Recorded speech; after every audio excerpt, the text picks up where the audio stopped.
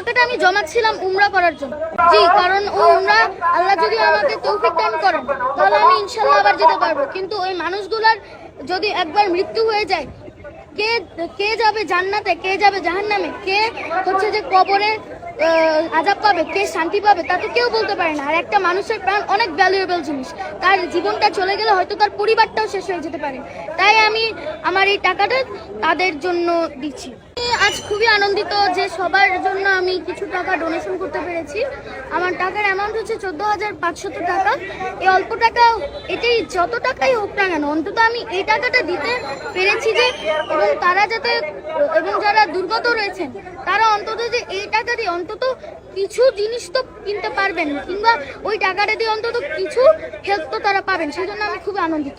আমার জমানো টাকা গত 2 বছর বা 3 বছর হয়তো, এই সময়ের মধ্যে আমি একটু একটু করে জমিয়েছি, এবং আজকের এই টাকাটা দেওয়ার হয়তো আমি আরো জমাতাম, তবে আজকের এই টাকাটা দেওয়ার উদ্দেশ্য ছিল যারা দুর্গত রয়েছেন তাদের ত্রাণ বিতরণের জন্য।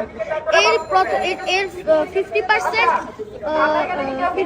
সব আমি আশা করি আমার পিতামাতা যেন থাকে, কারণ আমার পিতামাতাই আমাকে এখানে ত্রাণ বিতরণের জন্য খুবই উৎসাহিত করেছেন।